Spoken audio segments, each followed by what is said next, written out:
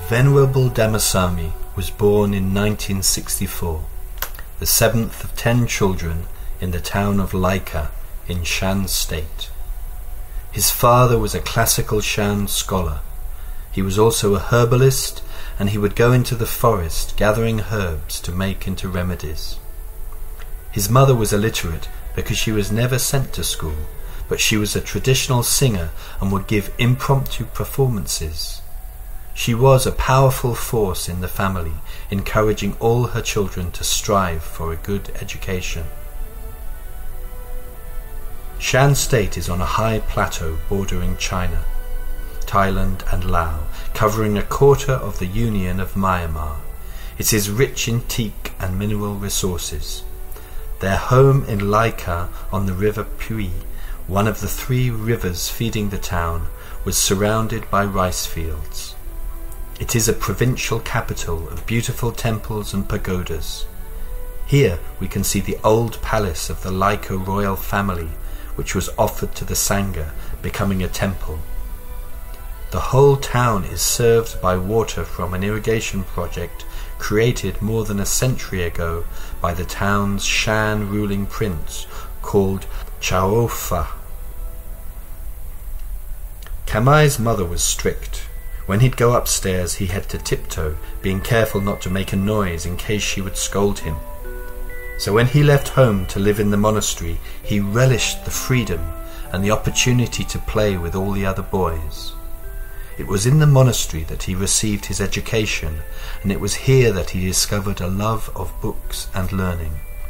But at the same time, this freedom was in the context of a very clear monastic routine, and this gave him a sense of security. His mother was not far away, and his great-aunt was also a nun there, so he didn't miss home at all. In fact, he says that he feels sorry for the other children who had to wait until they were 18 before they left home. Every evening, the abbot would give them teachings after Buddha Puja, and then they would be dismissed, line by line.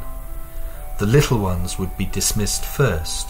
They would file out of the hall, where they would run around and let off steam before the other boys joined them. Later on, he moved to the Pitaka Monastery in Panglong, the headquarters of the Shan State Sangha Council and the home of the Tipitaka translation into Shan. He stayed there less than 6 months. When he was 9.5, he went to the Veruwan Monastery in Taongi, where he studied the syllabus in Burmese for the whole Shan State Buddhist exams, held in Yongwei, famous for its inlay lake, and whose ruling prince became the first president of the newly independent Burma. A year later, he joined his 3 older brothers who were also novices in the best teaching monastery in Shan State, called Genji in Yangwei. After 5 years, he moved to the Sasana Manding Pali University in Pegu, which was much bigger and one of the top 10 teaching monasteries. In Pegu, Venerable Dhammasami was influenced by the other high-achieving students. He studied hard, and while he was still a novice, he gained the highest level in Pali studies, a remarkable achievement for his age, especially as he was already a popular teacher of Pali to other monks. In 1985, he was the only novice in the whole country to have graduated with a Dhammacharya degree in the government exams. During the end of the year vacations, he chose not to visit his parents.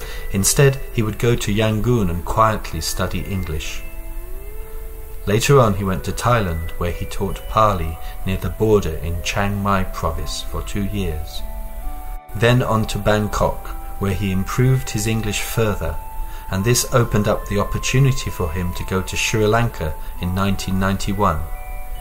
He was the first Shan monk since the 1960s to make this journey, and following this, many other monks, many of them from Shan State, felt encouraged to follow in his footsteps. In Sri Lanka, he studied further, taking 2 MAs in Buddhist studies in English and also an MPhil, while also teaching. It was while he was there that he met a monk, Venerable Galayaya Pidasi, from the Sadatisa International Buddhist Centre, a Sri Lankan vihara in North London. In 1996, he invited him to come and teach meditation and Sunday school there. Life at the vihara was busy. He taught Sunday school and started to teach meditation to anyone who came to the vihara. This was where he started instructing Westerners, adapting his teaching to make sense to those from a non-Buddhist background. It was very unusual for such a learned monk to also be so skilled in teaching meditation, and he rapidly gained a place in everyone's hearts. He published some of his teachings on meditation in 2 books before the year 2000. This led to many invitations to people's homes, teaching the Dhamma to both parents and children, and also running retreats. After 4 years, Venerable Dhammasami gained a place at St Anne's College, Oxford University, to take a PhD under Professor Richard Gombrich, Bowdoin Professor of Sanskrit and an internationally known scholar on Theravada Buddhism. His research covered monastic education and its history from the 17th century to the present in Burma and Thailand.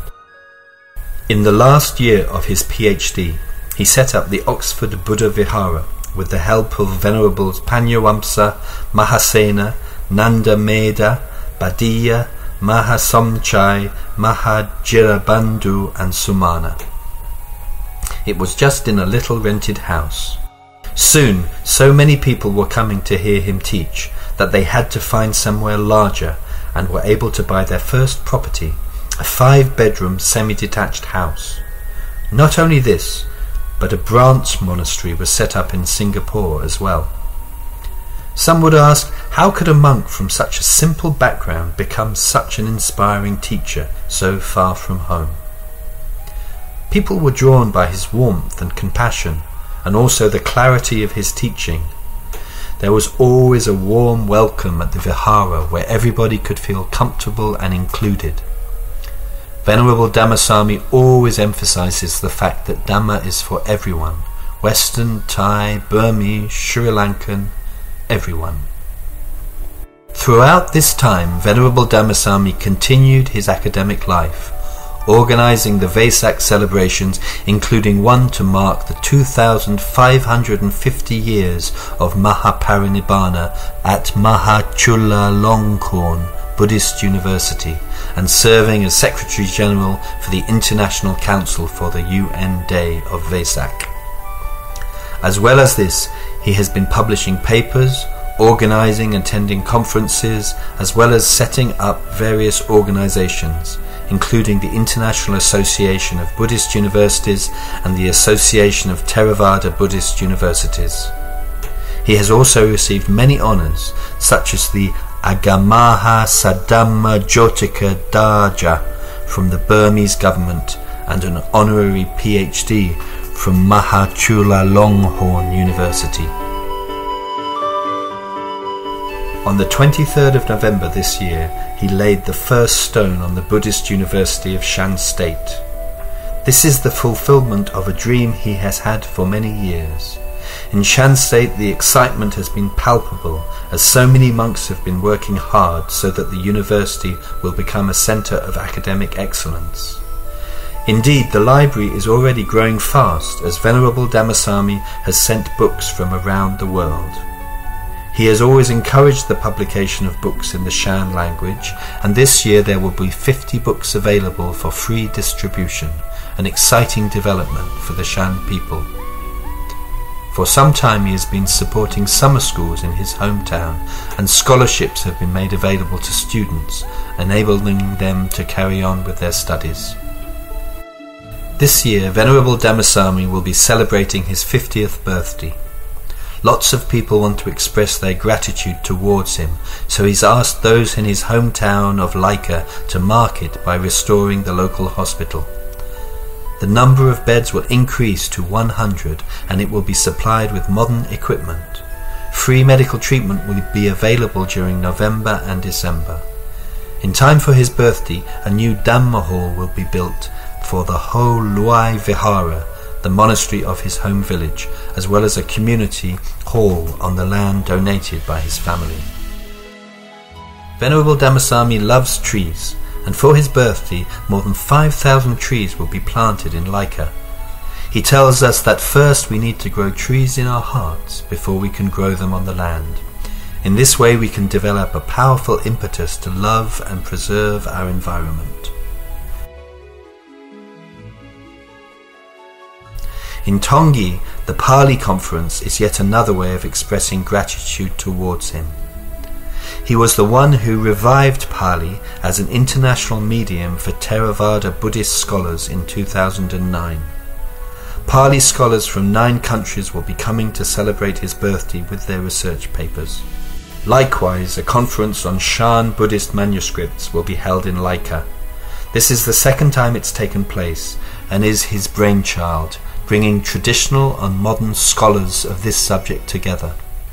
The manuscripts, called Great Texts or Lik Long, are the main medium through which the Shan people learn the words of the Buddha.